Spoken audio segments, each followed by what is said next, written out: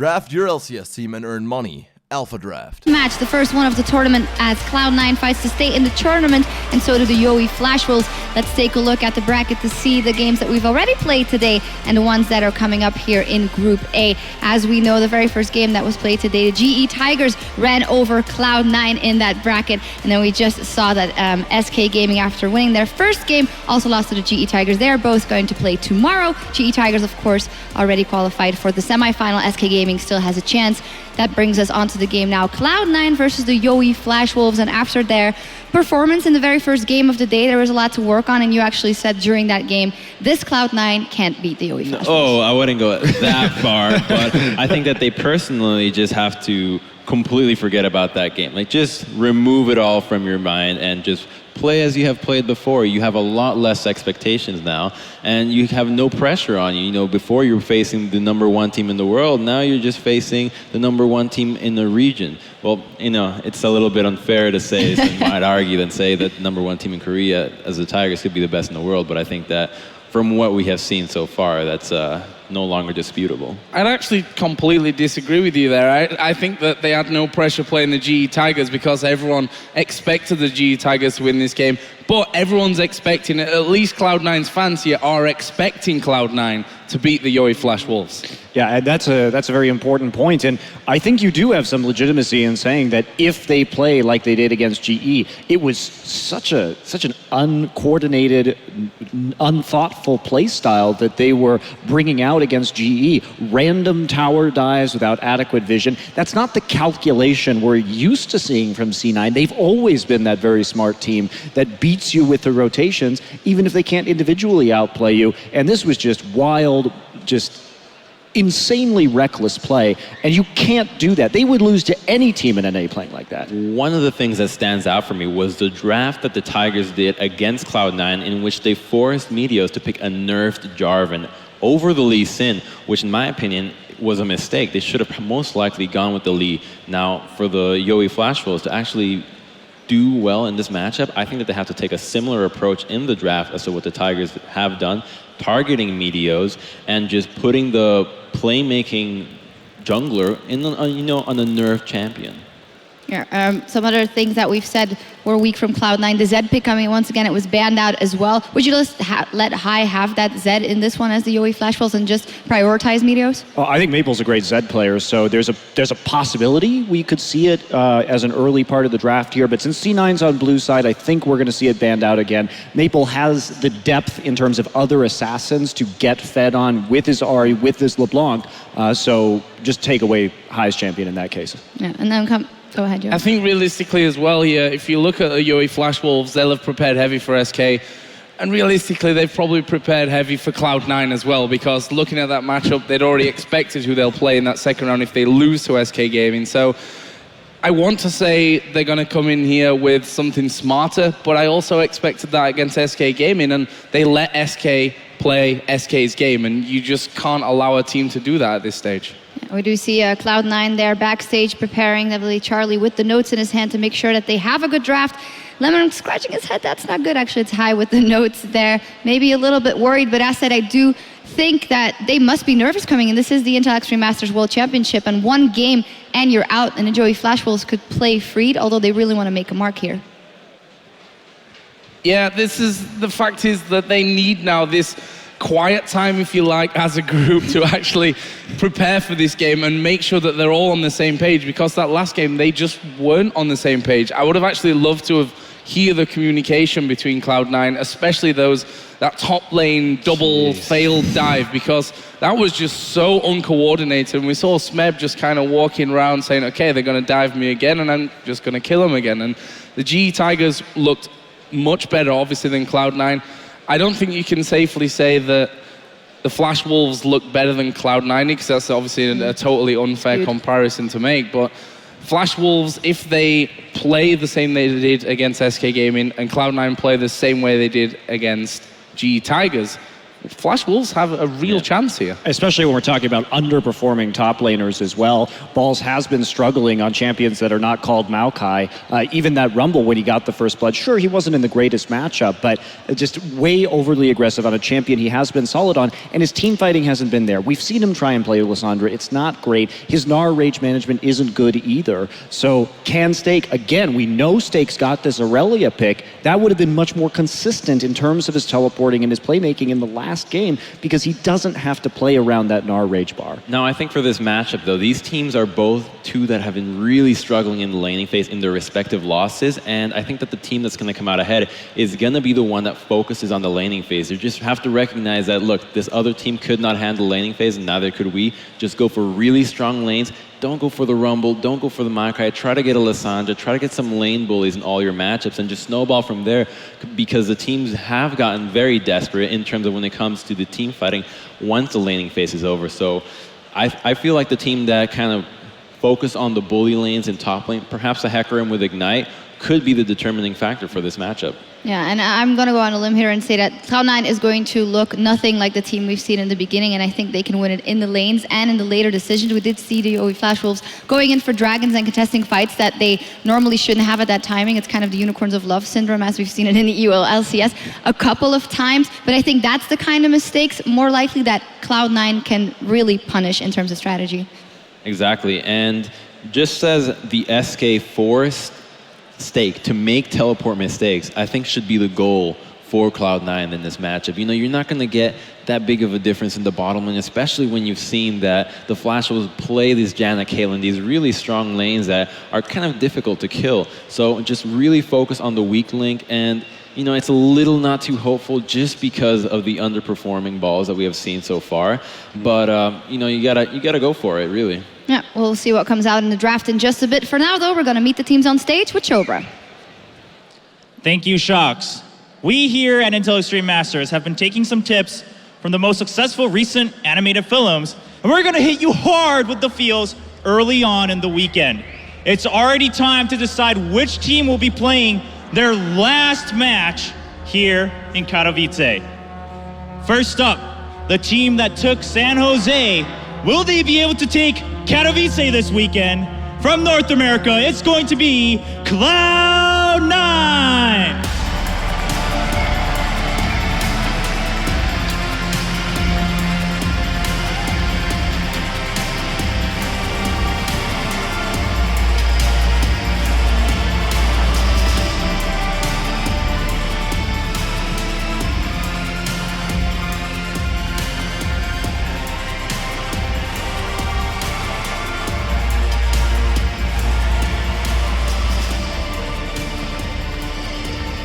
And their opponents from Taiwan. Will they be able to win over the fans in Taiwan, here in Katowice, and around the world?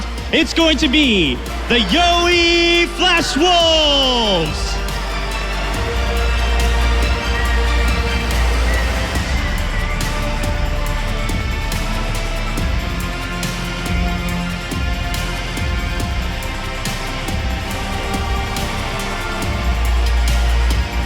Gentlemen, there's no more holding back. It's all on the line for these two teams. So let's get right into the picks and bans back at the expert desk.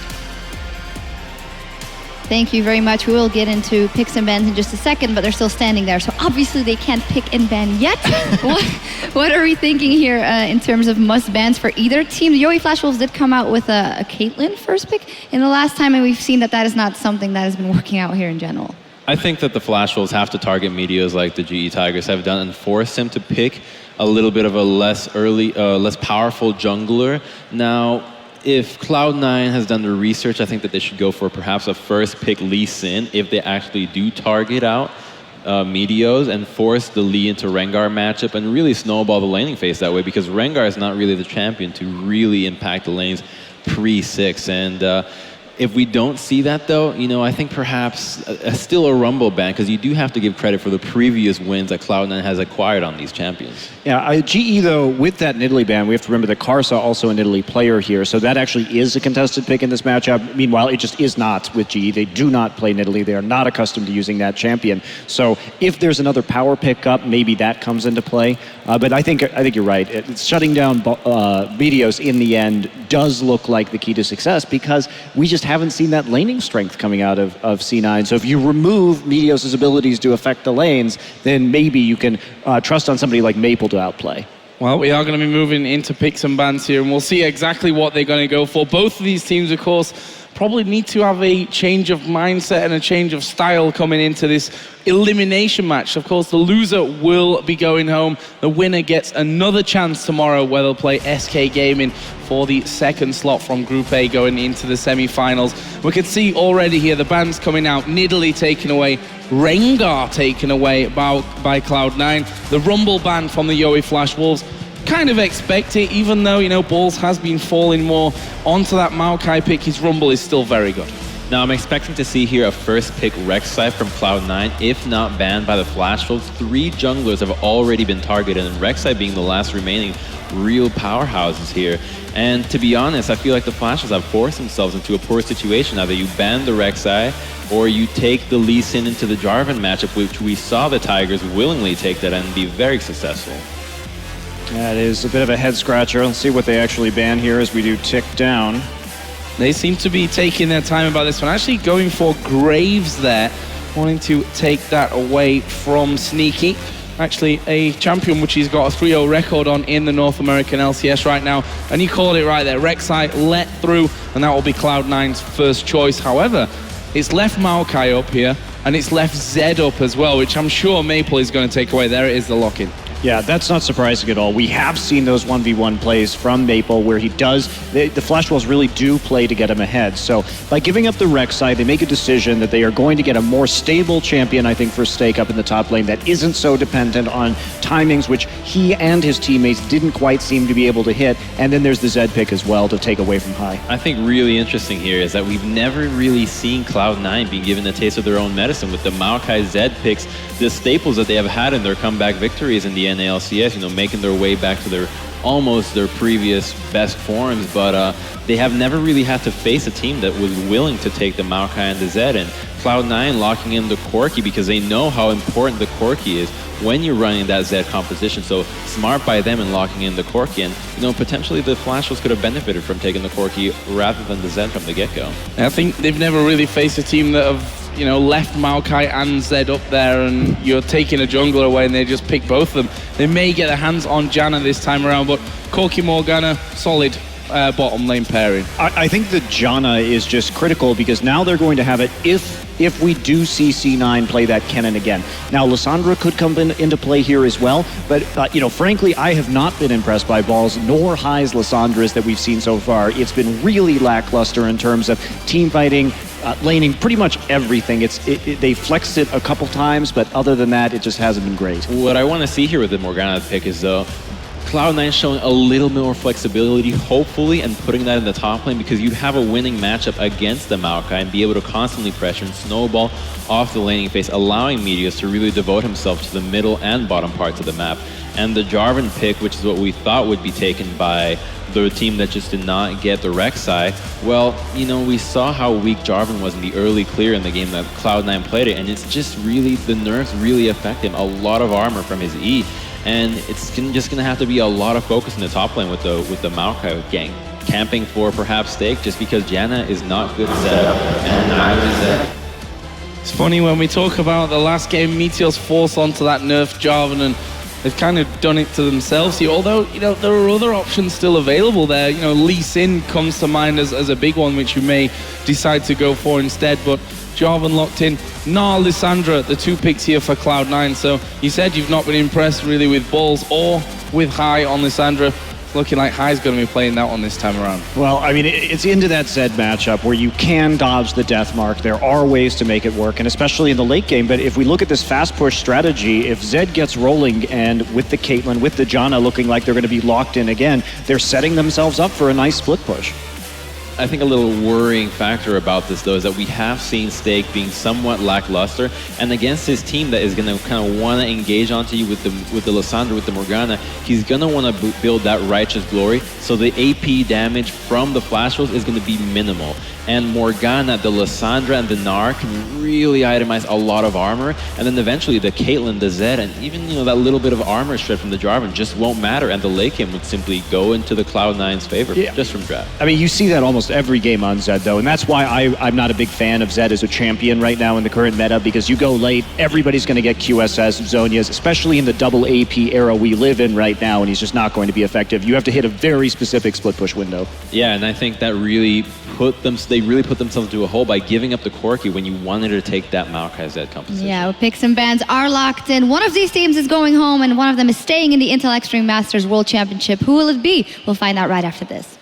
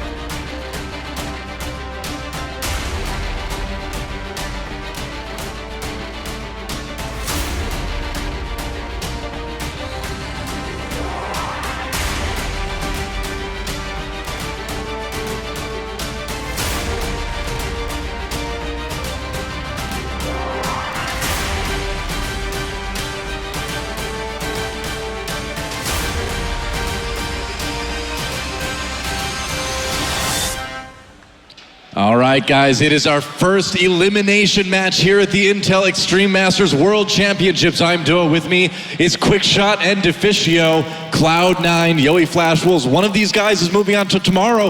One is going home. How do you guys call this one? I mean, looking at the pick and ban phase, I don't really like what the Yoey Flash Wolves have been doing here. I don't like Maokai Zed together, because once you log into Maokai and the Zed, you know it's going to be like purely physical damage coming from your carries, and Zed and Caitlyn in this case, because Koik was taken away as well. So now, going late game, you're going to have Rek'Sai and Gnar being basically unkillable.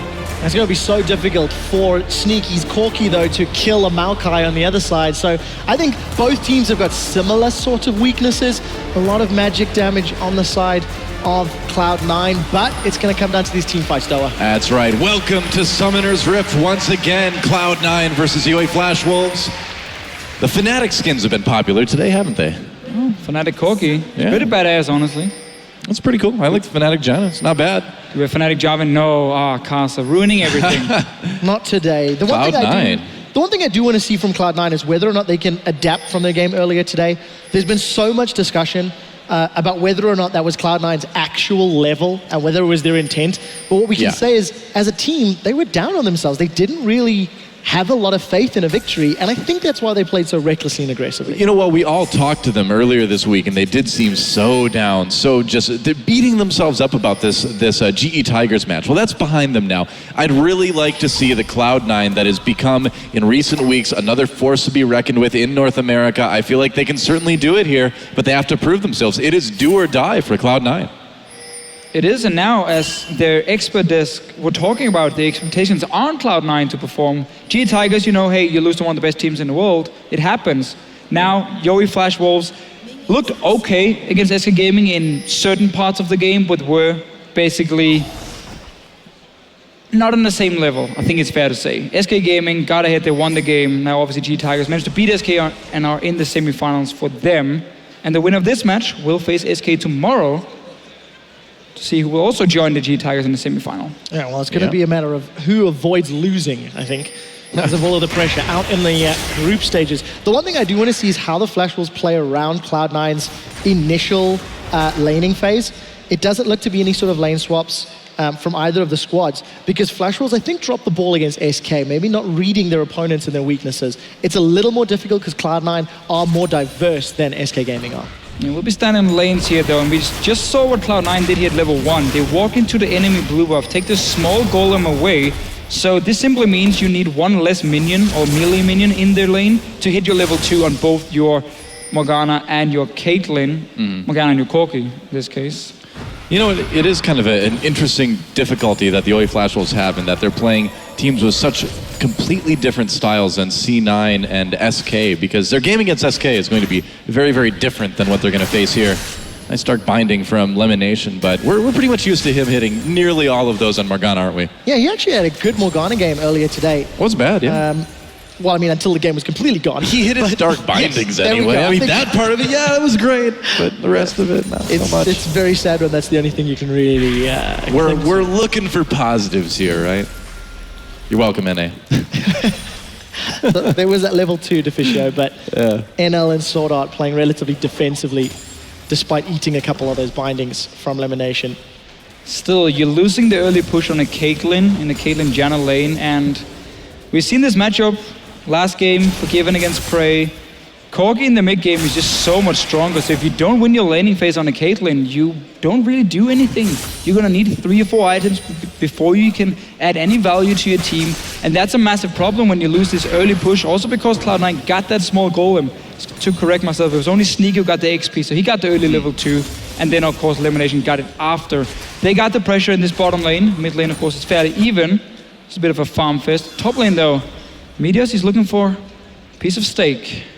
That's right, a big bite of steak. But will he stick the fork in? That's the question. He's got an opportunity here.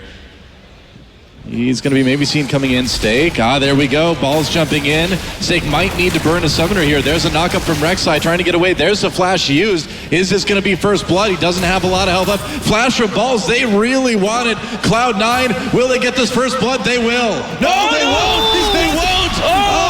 Meteos, he's so low now. This is dangerous. They have to back off. What a colossal mistake by Cloud9. I can't believe they didn't get that.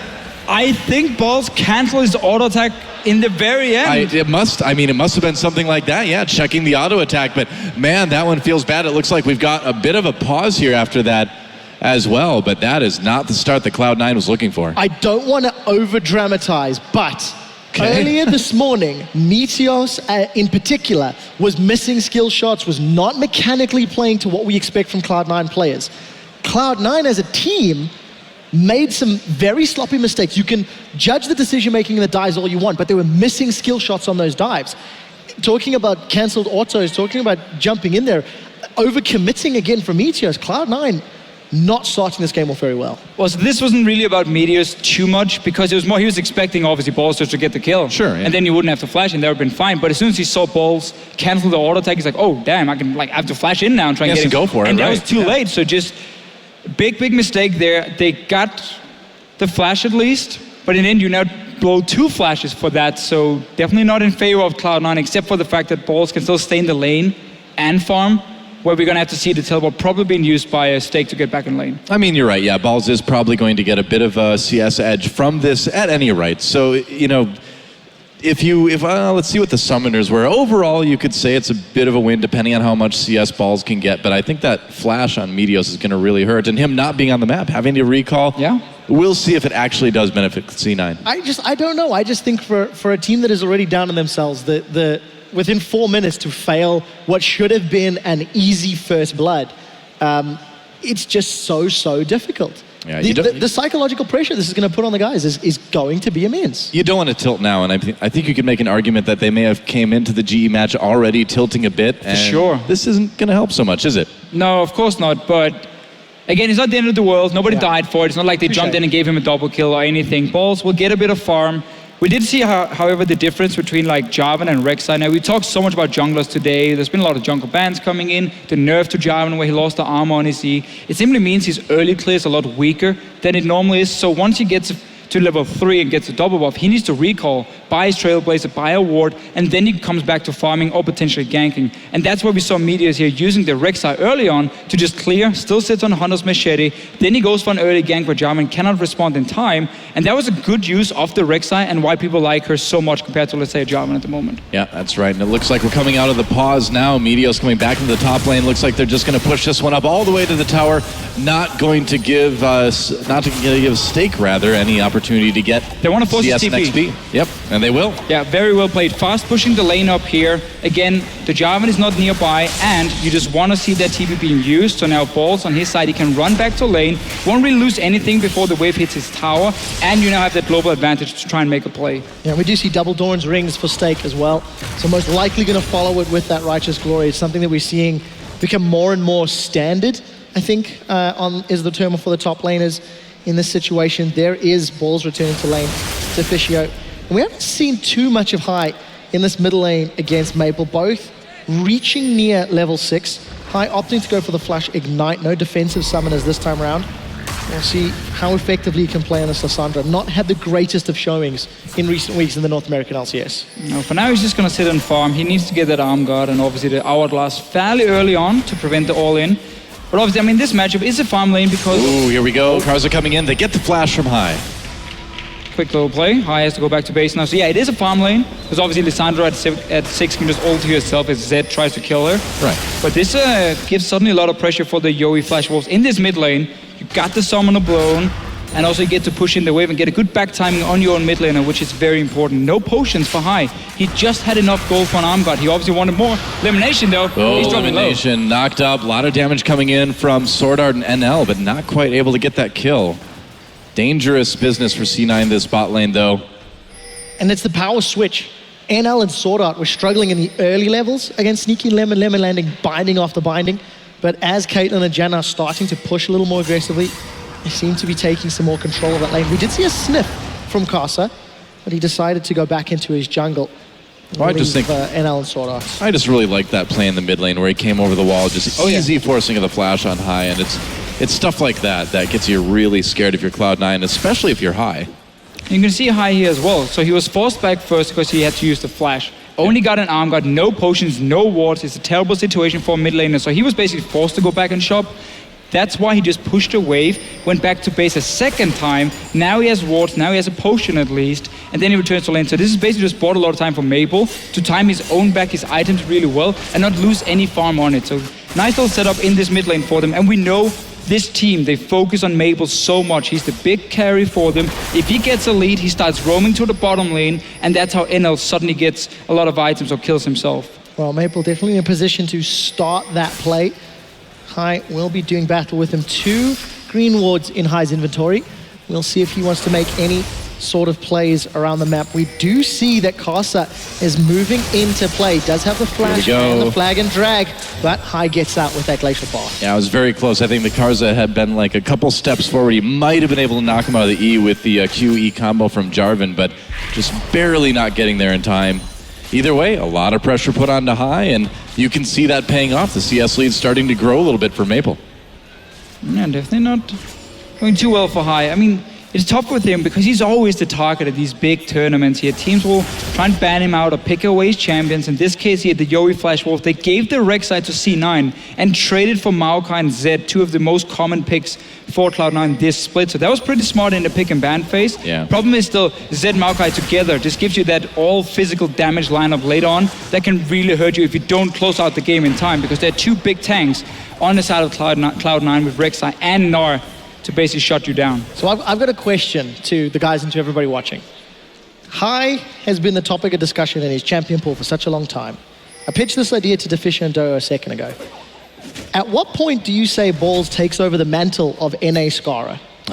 Of having a small, limited effective champion pool? I think we could be a little bit closer here. We'll see how it ends up going. I'm not willing to call that one just yet. I think it's interesting. There's a little bit of room for discussion.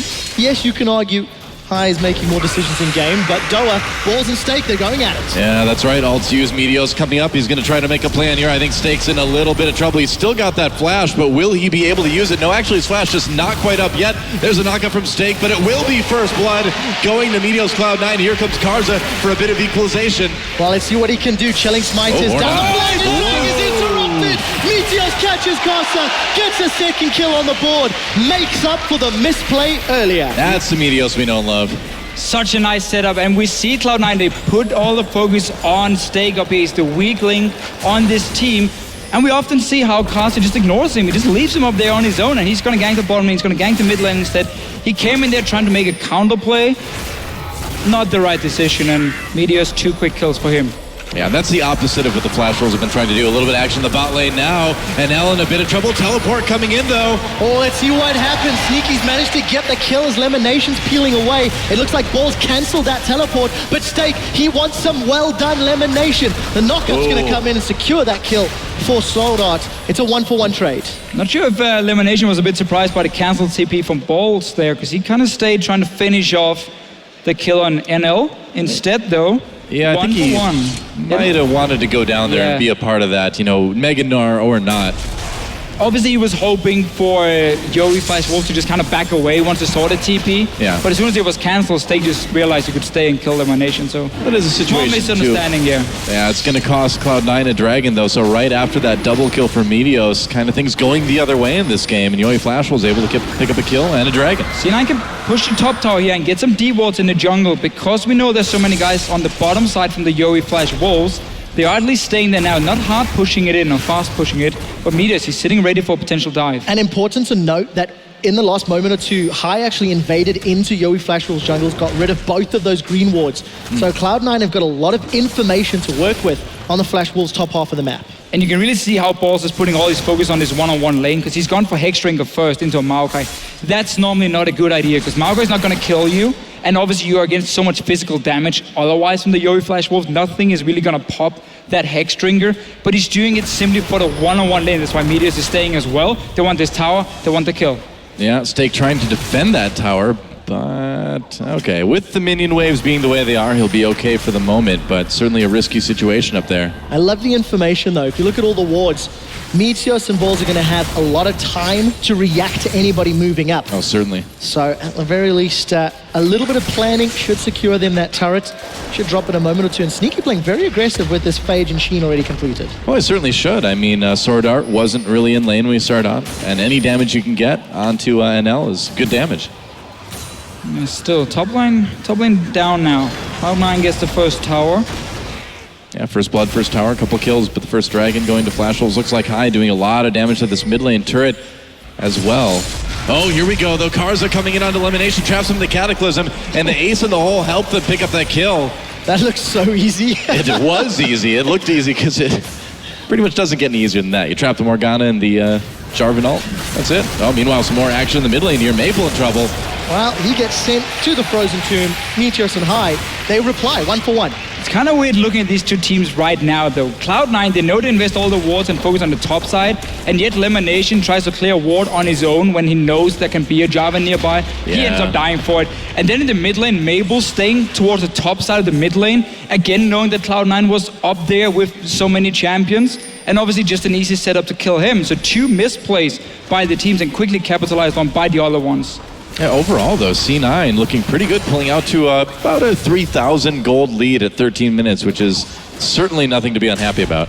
No, not at this stage. And with High grabbing that hourglass at 13 minutes on the clock, going to set Cloud9 up for quite a powerful mid-game spike. Once Sneaky gets that Trinity Force completed, and Balls maybe gets a little bit more HP, that could work into their favor. But Meteos, he's looking for Karza. He's going in. He wants to get this red buff, and he certainly does grab that. Karza not able to respond. Stake not getting there in time, and Rek'Sai will just tunnel her way out of there. Meteos is so far ahead and compared to Karza on this job, and he can do whatever he wants. His lanes, look at both Balls and High here, pushed fairly far up as well into the YFW territory, so they could quickly move into the jungle and help.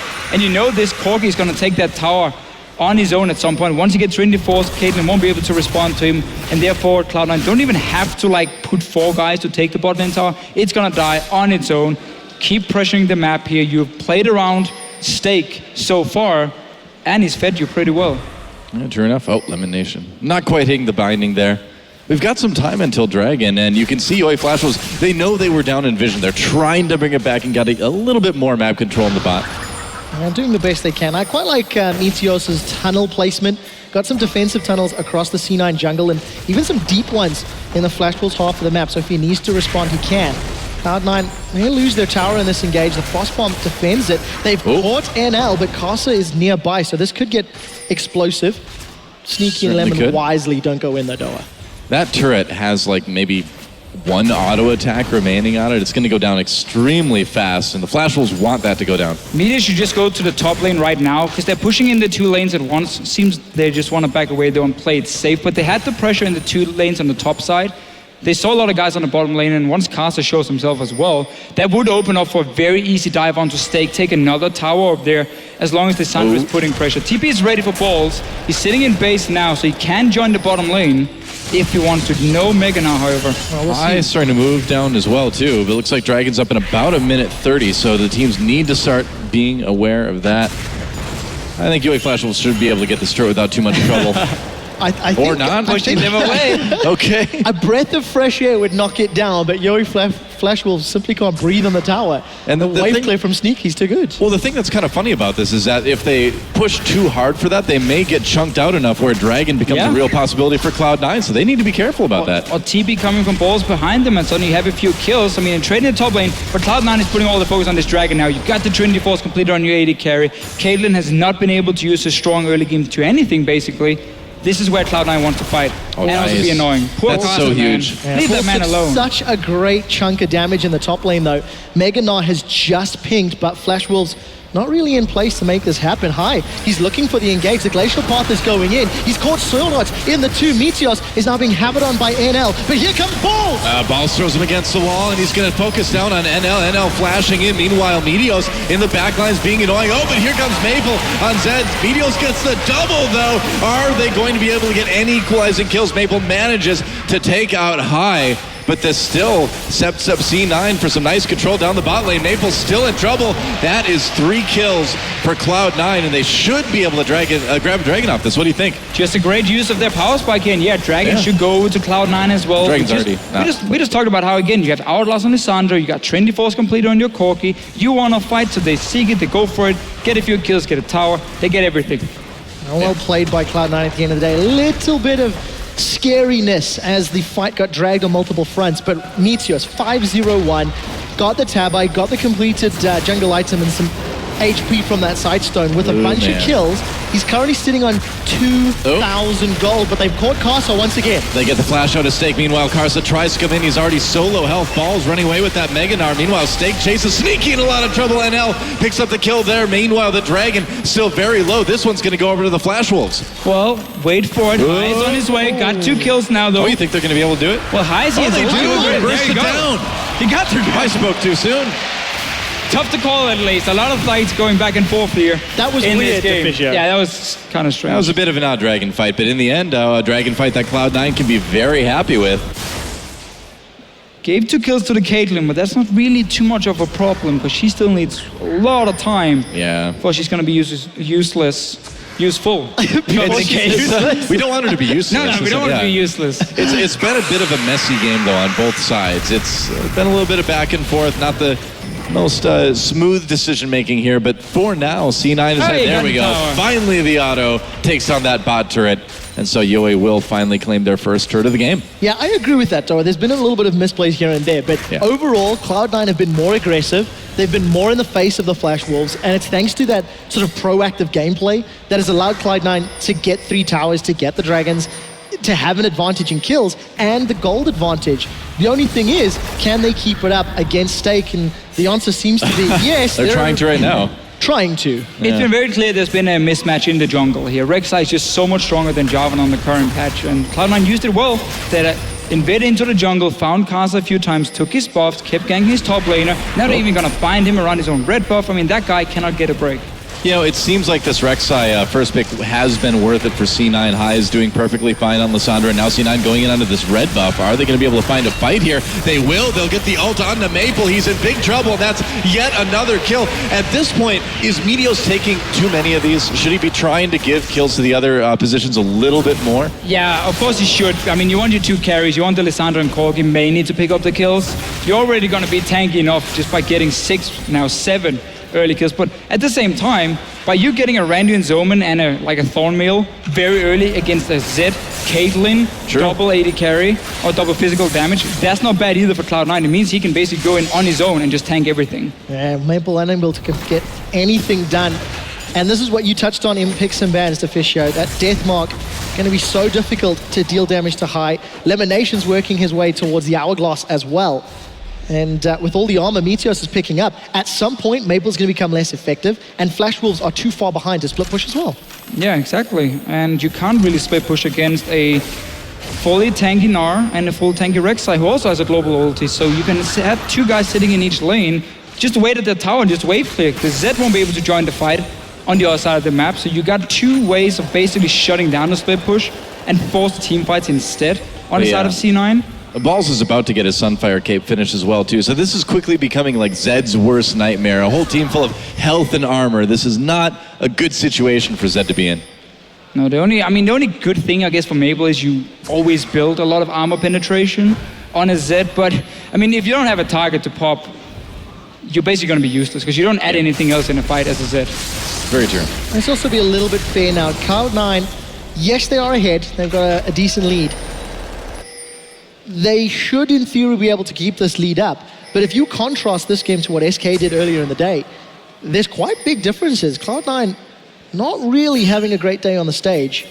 Well, it seems like, I mean, in SK's game, they were just constantly pushing, just constantly putting the pressure onto lanes, and UAE Flash Wolves couldn't handle it. This time, Meteos is the one moving around the maps, making big plays. They're going to try to make a play here on Balls instead. UAE Flash Wolves trying to get a kill for themselves. Balls already getting very tanky. There's a death mark going down.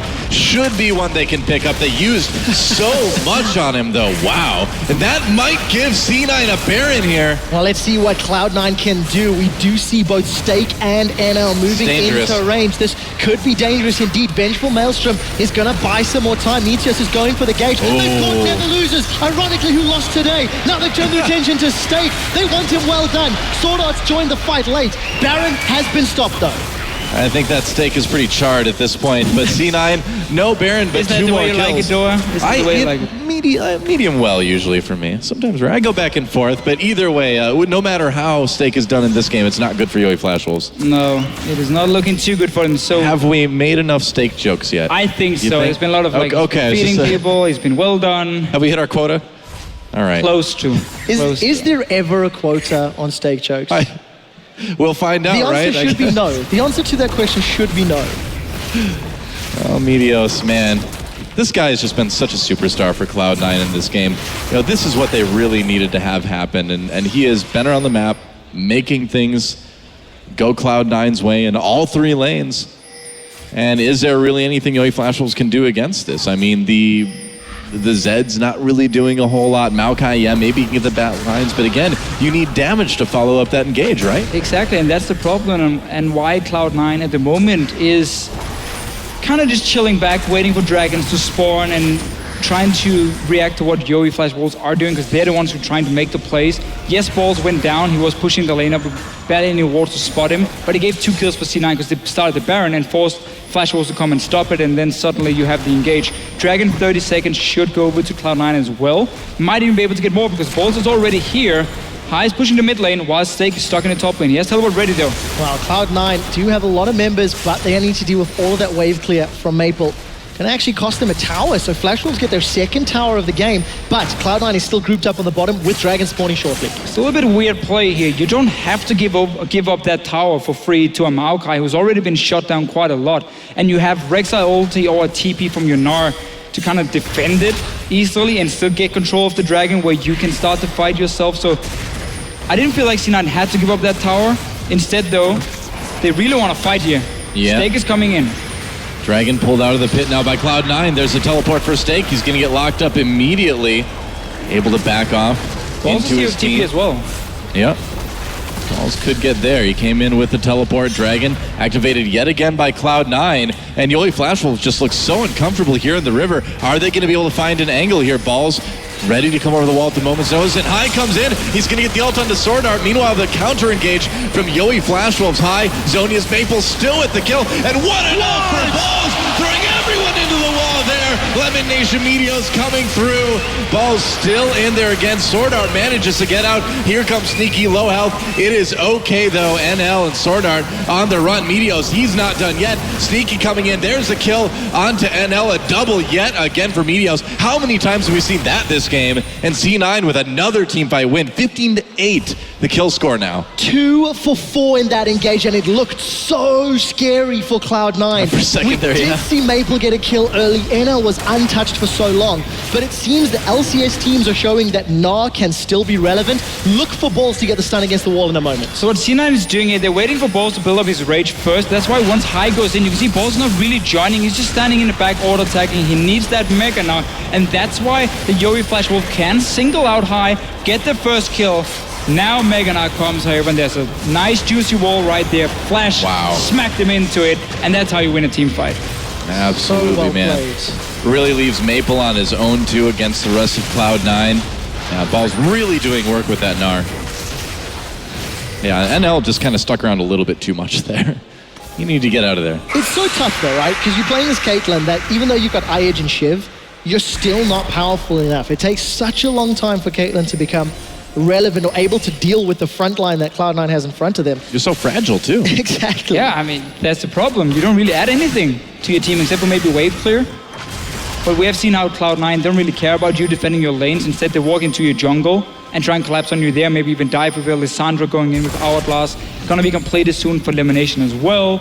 BT for the Corki, gonna be a QSS soon for Sneaky, and then suddenly again the Zed is completely out of targets. I mean, for Yoi Flash Wolves, we might see them just try and cut out these fights here, really time that Mega Gnar from Balls, and when the engage happens from High, you disengage with the Janna, you wait for the ultis to be popped, you wait for the Mega Gnar to run out, and then you try and re-engage and see if you can get down someone. Or if you're the Flash Wolves, you sneak a tower when you realize Cloud9 is going to trade for the top. It's 1 for 1. Flash Wolves have not stopped though. We're in a little bit of a race scenario. This is a 2 for 1 trade. Flash Wolves, will they lose their inhibitor turret? That's the question. Sneaky and Balls, they're hammering away, and it seems like Stake is going to do the best he can to clear this wave out.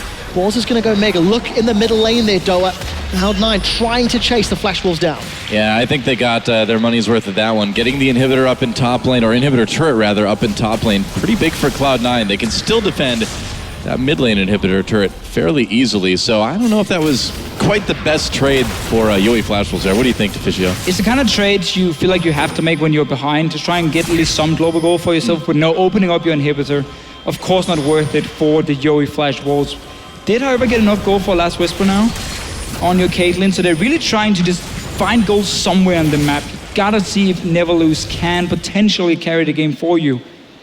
And that's why they're going for the trades despite giving up an inhibitor tower. I think it's actually super important that Cloud9 exposed that inhibitor turret, because it makes life so much more difficult for Flash Wolves. If they're ever caught out of position, if they ever give up control on the map, they lose that inhibitor, and the ability to buy time and farm and just wave clear at the inhibitor turret is now effectively removed. It is nice to get that, but at the same time, I feel like if you're Cloud9, you can't make a trade like that again, because you've got this lead. You can just wait for the next dragon. You can just wait for possibly fighting, baiting a fight at Baron or something like that, and it looks like blue buff is taken. Oh, but Karza may pay for that. There's the ult on him. They're going to get the kill. Blue buff taken right back by Cloud9, going over to High. And this could lead to another objective or two. And it looks like Cloud9 may want to set up for Baron. There's no threat of Smite, and there's still full vision of Maple. Yeah. If Flash will start a fight, they are split up. You can see NL's trying to reposition with the rest of his team. There's no Hourglass on Elimination or a Soul Shackle. They've got Mega Gnar. Keep that in mind. We do see that Righteous Glory's going in. Balls jumps backwards, doesn't manage to stun anybody up. And Meteos is tanking up the Flash Wolves for days. Baron's been stopped though, and the fight continues. Yeah, Cloud9 pushed off of that one. Mega Gnar was there in time, but Yoi Flash Wolves, wisely backing off so to not get ulted like they did in that fight down by Dragons. So either way, C9 thought, hey, maybe we could get it backed off. Nobody killed. And can they defend this mid lane though? It looks like they can. Yeah, they are here at least. So kill into Kaz, a bit of a greedy play at first to try and steal that blue buff. gave their opening for Cloud9, but Yowie Flash Wolves are still doing a decent enough job, like staying in the game and not falling further behind at this point. We talked so much about this open inhibitor in the top lane. It's not like Cloud9 has anyone who's gonna like rush down and just instantly destroy it, because it's gonna be the two tanks split pushing, so it's gonna take a while to kill it if they ever get that far down. And that's again why I think the Yowie Flash Wolves will be okay in their point of view with the trade. And if they can keep, you know, Cloud9 just around this Baron and keep stopping it, you get further and further into the game where the death timers get longer and longer, and then one mistake suddenly is gonna cost you a lot. And that's could be a problem for Cloud9, despite them having such a good late game setup with all this armor they can stack against the Yowie Flash Wolves. We do see their Cloud9 though, they've sort of stalled out on those inner turrets. Cloud9 have not made a big push down the lanes, been waiting for Flash Wolves to make plays, and it actually feels like Cloud9's put a lot of emphasis around the Dragon, because again, starting to get close to spawning time, Cloud9 have prioritized vision around Baron. At this stage in the game, you could start considering trades one way or the other. I think it's starting to get a little bit dangerous for Cloud9, actually, when you think about where that late game Maokai is going to be. And despite the fact that, yeah, you can just build armor against the Flash Wolves, Caitlyn late game still does a ton of damage. So the later this game goes, even though Zed falls off, you see, you know, maybe Lissandra falling off, Corki falling off. Is Nar's presence and Sneaky's presence on Rek'Sai going to be enough to make up for that? I mean, where do you see these two teams, Deficio, if we go into this kind of super late game here? I mean, super late game, I still feel like C9 will be in a good spot just to single out the Caitlyn, but it's not going to be like, oh, you have no chance of winning the fight for Yowie Flash Wolves' side. And again, that's the worry. If you go full late game when you have had this massive lead and you make a mistake, you're dead for like, what, 70 seconds, 80 seconds? Suddenly Baron is gone, suddenly the enemy team can start pushing back down. Cloud9 in their case, you have Rek'Sai, you have Gnar, use them, apply pressure on the side lanes, use these minions to start a slow push potentially, and then spread out the Yowie Flash Wolves instead of allowing them to just stay together as a group, which we have seen for such a long time. Cloud9 is not playing the entire map, and that's kind of weird because normally they're very good at using the side lanes to their advantage. While Dragon spawning has just spawned, you can see with Balls pushing the bottom lane and Cloud9 grouped up in the middle lane. They've committed to the tower. Meteor as well as High. He's flashed for that one. They've caught Maple out. We do see the Cataclysm coming up for Casa. He's trying to defend. The tower's going to fall in the background as Elimination goes golden. Yeah, Stake getting into the back lines causing a little bit of trouble for Elimination as he gets taken out. Meanwhile, Balls has to jump away from that one. Sneaky got chunked out as well. And Stake just getting to be that super tanky Maokai. Meanwhile, Maple comes back in and grabs a kill. And Cloud9 with Dragon just coming up. Did they really need to try to dive that turret? No, they did not. They could just keep poking on it, wait for Dragon to spawn. You had the good position to quickly move down to Dragon. After warding behind you, you could spot the Yowie Flash Wolves all the way down. They had no reason to dive right there.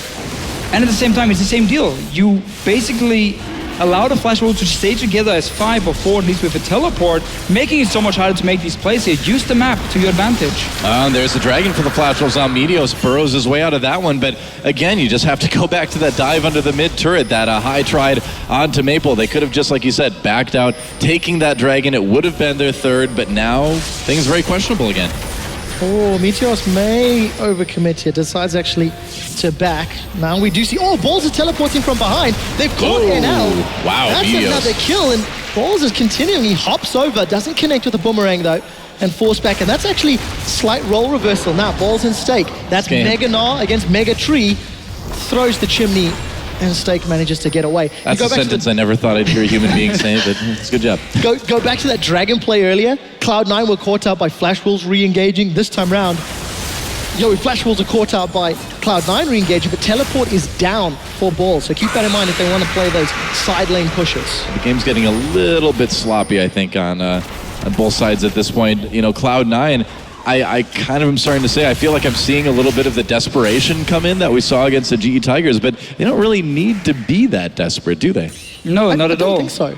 No, of course not. I mean, you had a massive goal lead. You played it so well in the early game where you kept basically playing around the enemy jungle and denying them all the vision, and you could just get all the farm and you could push 2 lanes at once, and that was how you're going to set it up, and you could continue just to dive Stake, honestly, or push him away, take another tower in that case. And we've just seen for the last 10 minutes that Cloud9 seems to lack a plan of how are we going to close out this game.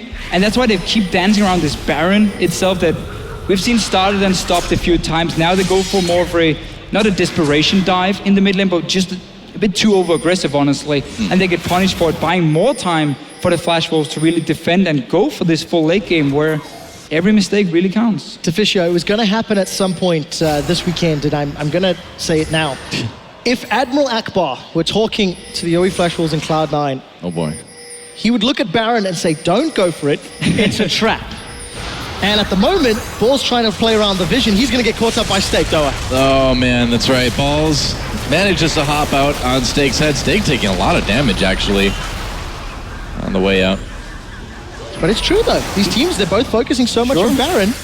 I mean, one team is trying to defend it, another team is trying to take it, so it's a bit of a weird dance going around here. Not exactly balls though you want to engage on from the Flash Wolf side.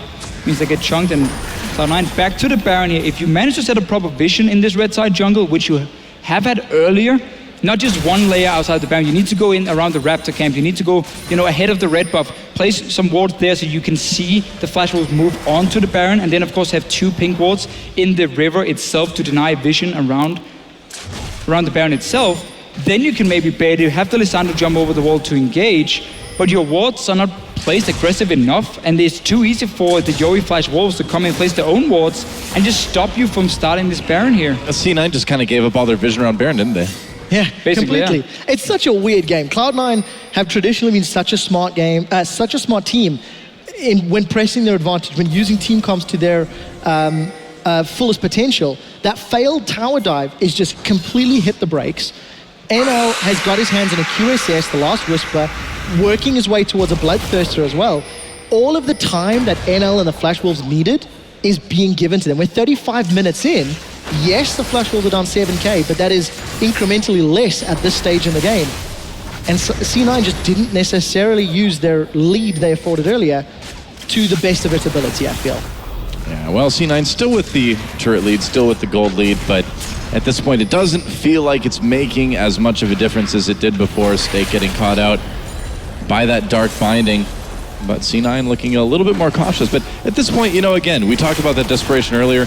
It seems to me like C9 can just kind of wait for the next dragon. It's 2 minutes, they can just kind of keep the lanes pushed up, right? Sure, I mean, they can keep waiting for dragons, but they only got 2 so far. So Yeah. it's not really like the 5th dragon is getting close here. It's true. I want to see them go top lane here. Take this top lane wave, push it back so it starts pushing in towards this open inhibitor here from the Yoi Flash Wolves. And then you go back to mid lane, you push the mid lane up, and you have 2 lanes now, giving you information through the minions, where you can then walk in, or you can just engage the mid lane. Oh, they're trying to engage on the tank though. Let's see if it works out. Swordart's he's not dead. with the It will. team. Stake is down. The rest of Cloud9 grouping up as Balls is about to go Mega Knock. Cloud9 can decide to keep this siege up. There's no front line from the Flash Wolves. They're going in. They've set their sights on this inhibitor turret, Doa. Yeah, it's a good time for Meganar to show up. C9 pushing towards this inhibitor turret. Remember, the inhibitor in top lane is vulnerable right now as well. A good dark binding could mean another kill or two. They still have 20 seconds until Stake comes up. Dragon in 1 minute. I think they're going back to get ready for it. They will, because look at the side lanes here. There's no minions coming in, so they can just quickly rotate, take that tower. Yoi Flash Wolves will be able to spot it. And they only had like 3 or 4 minions in the mid lane pushing up, so couldn't really go for the tower there either. Have they given up Baron pressure here? Cloud9, teleport is available, Void Rush is available. Flash Wolves, I was going to look, it might just be the vision game and see what Flash Wolves decide to do. I think trying a Baron would be very dangerous for both teams at this point, but certainly the OE Flash Wolves dragging up in about 25 now for Cloud9. They've got their position to possibly take that Rex side, just going back to the top side jungle for C9. Edios going into lane again. And here's the point where we see if Balls can get Meganar at the right time, and we see if C9 can win a big fight, because if they can win a big team fight here, that could be the kind of game-ending momentum starting for them. It's what they need, yeah. They clearly don't really want to play like towards the side lanes. They want to go for 5-on-5 team fights. That's why they stay together. So if they can get one around this dragon, could be the opening for them. Balls is building up. He's Meganar now. He's TPing in as well behind him. Here we go, Cloud9. This is their opportunity. Where is Balls going to come from? There, coming from the blue buff as well. Yep, Yoi Flash Wolves backing away, and Balls, he's got his flash. He could try to flash all perhaps. Meteos, they're going to go onto him now with Stake. Balls still a threat, and there's another big ult throwing Sardart against the wall. Sneaky into Cataclysm, gets jumped on by Maple. Balls getting a bit low, high in the middle of everything, just trying to keep things disrupted. Meteos goes back onto Maple again. Kills coming in for the Yoi Flash Wolves, so this is not going well for Cloud9. Only Meteos remaining. This could easily be an ace. Whoa, there he goes. Never mind. So, notice what we see here from the Flash Wolves. They see teleport from a Mega Gnar, and they just kite. They just back away, they back away. Balls went in the last second he had it and got his ulti off. And then he just popped back into Mini Gnar. They could clean it up easily. Yeah. Very well played team fight here by the Flash Wolves. Knowing, okay, Lissandra ulti and Mega Gnar, those are the two things we're looking for. If we avoid those, we can win the fights here, because then suddenly Caitlyn has enough time to burn through these Mega Tanks and get the kills. And you see Maple as well with great positioning throughout their fights. Now Flash Wolves, they had the vision, they've started off Baron. Man, why Meteos didn't go back after he managed to escape in the topside jungle. If he had full health now, maybe he would have been able to do something about this Baron. But as things are at the moment, I think Yowie Flash Wolves are going to get this one pretty easily. And yeah, they will. They will. The number one team from the LMS region is currently holding the former number one team from the North American region. Cloud9 struggles in the NALCS have continued. Here's that watch team this fight fight to one more Fisher. time. Yeah, so look at the kiting here. You see the Mega Gnar, and they just keep backing away. Like, look at Maple. He's not going in. Nobody's engaging. The very last second before he does get his ulti off. But now, I mean, he's going back to Mini Gnar. Lissandra's not been able to do anything for high at all. And that's where the Flash Wolves can start cleaning up, because now Neverlose is safe. And look at Maple as well on his side. He's jumping 1v2. He's getting the kills.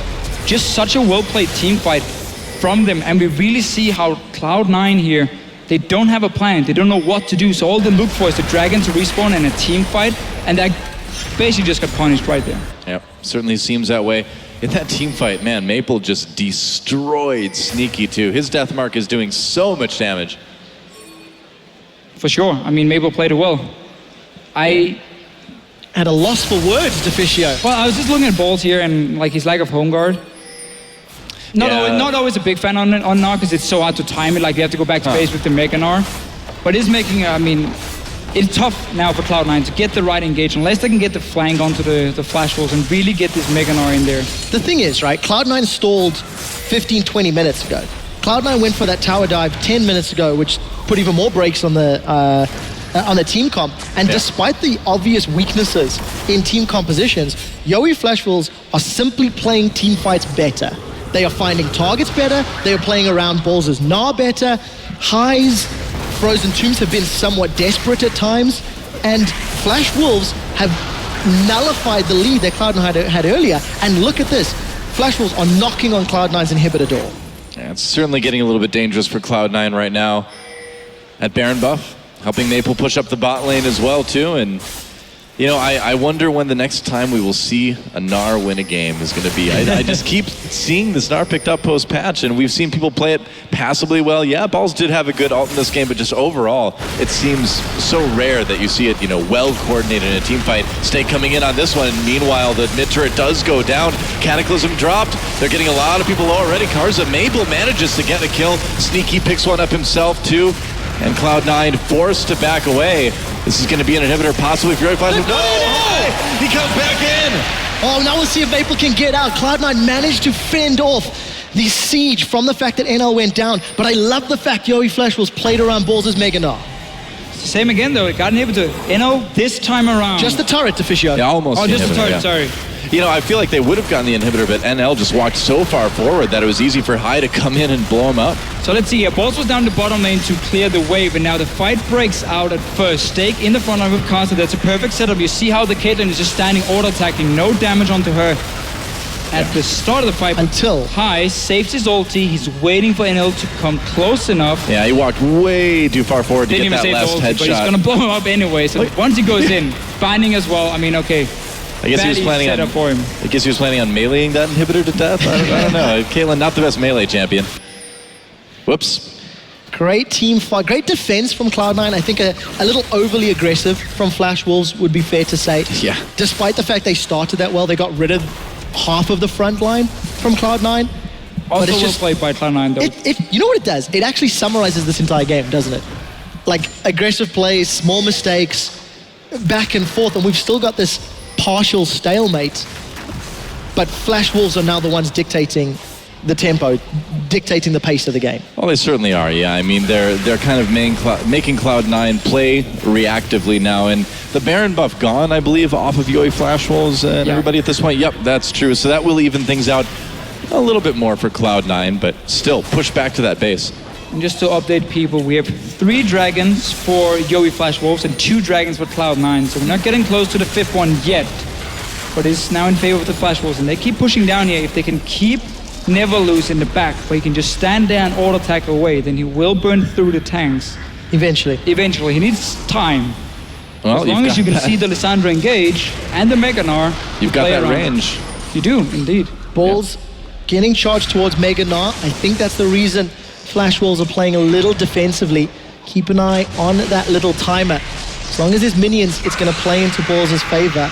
We do hear the Void Rush. Where does Meteos want to go? He's looking from the sidelines. Does have home guards though. He's going in. Doesn't find a knock-up yet, but he finds an Sword Art and Karsa. Yeah, that's right. Karsa tries to come in with the Cataclysm. Balls in the back line now. Has used that hold already. C9 trying to kite back. Balls in big trouble. And look at this. NL just not even touched yet in that team fight. Now finally taking a little bit of damage. Dark Binding perhaps saving a couple members of C9, but here comes Ace in the hole. High forced to ult himself. Does slow down some of the members of Yowie Flash Wolves though, but there's a nice heal from Sword Art. There's a dead Lissandra and an easily taken inhibitor for the Yowie Flash Wolves. The Flash Wolves have taken Cloud9 down. 4 members of the North American squad are taken out in that team fight.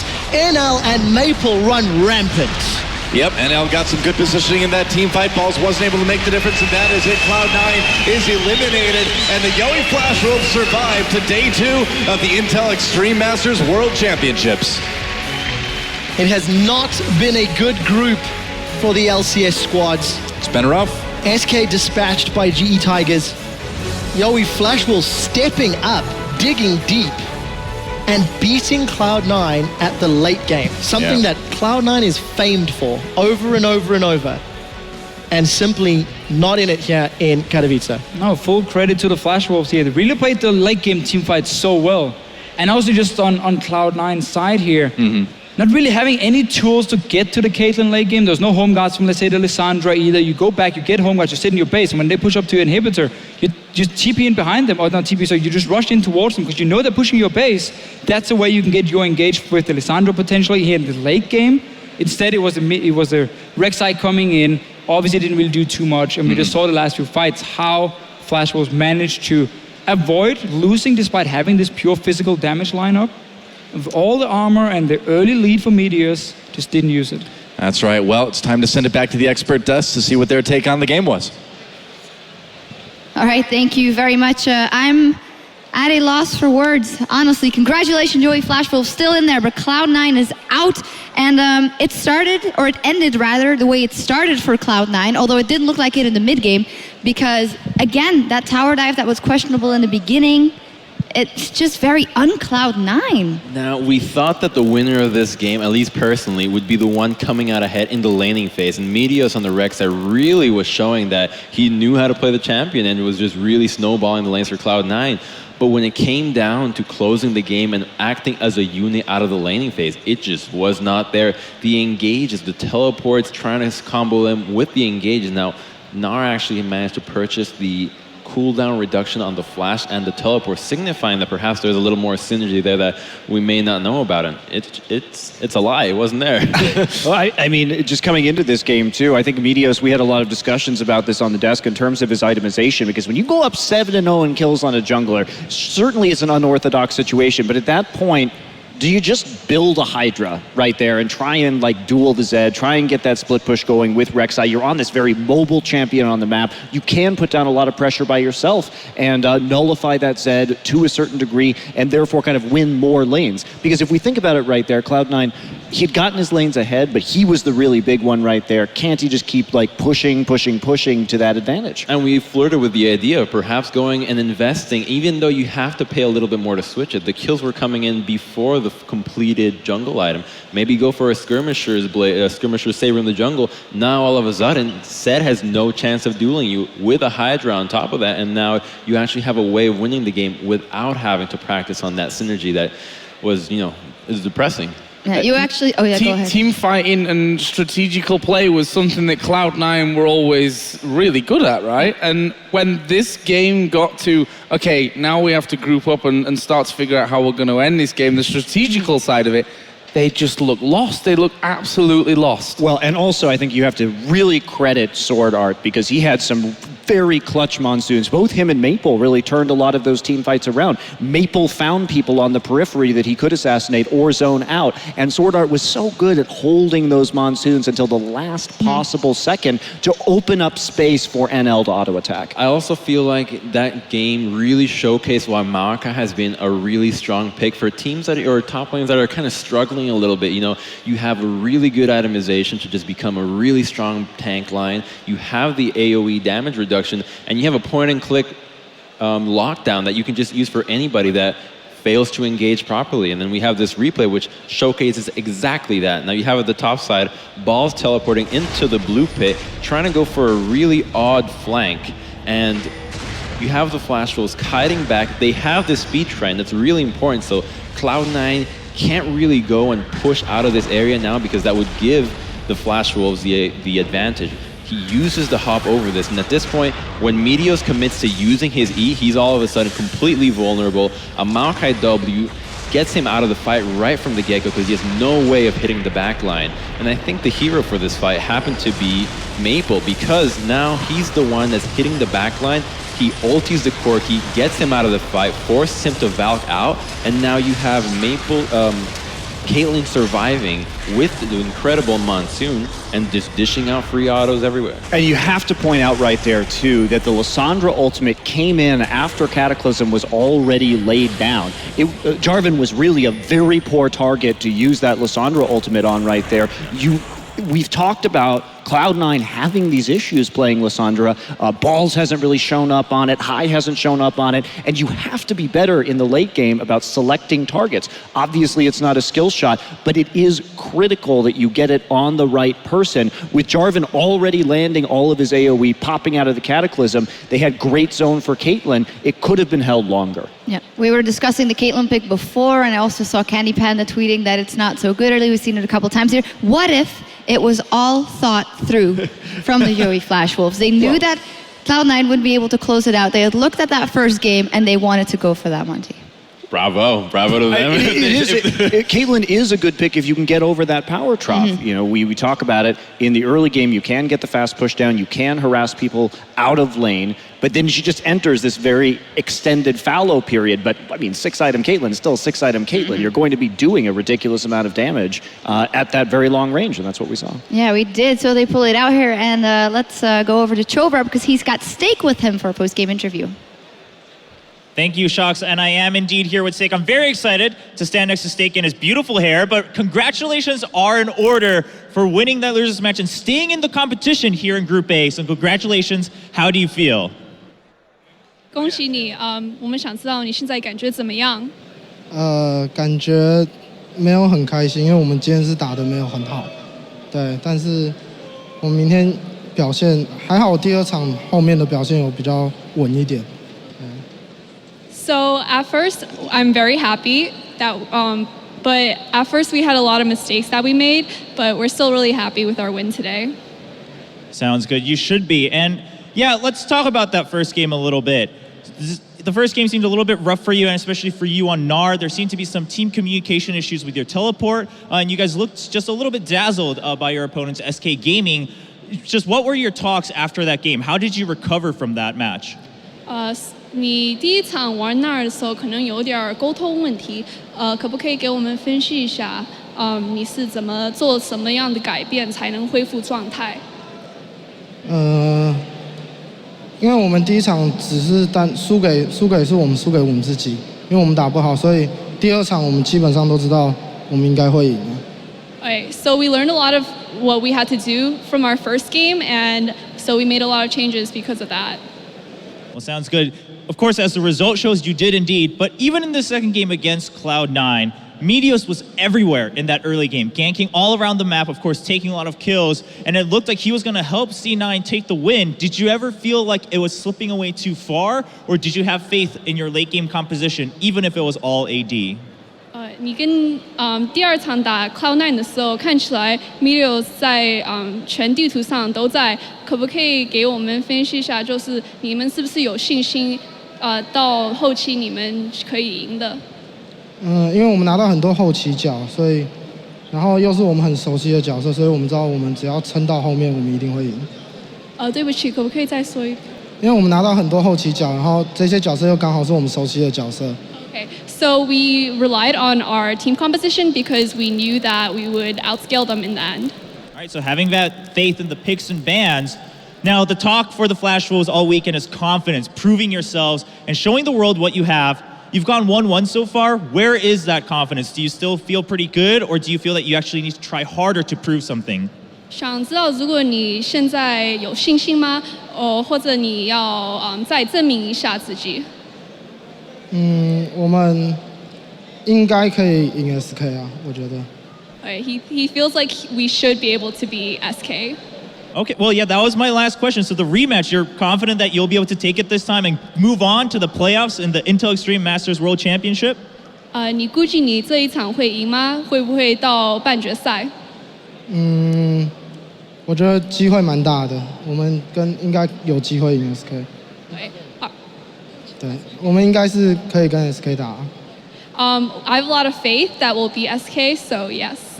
All right, we'll see if those words stay true tomorrow in the deciders match for Group A. But that's it. Once again, congratulations to the Flash Wolves for winning that losers match and going to the last match of Group A. Back to the expert desk.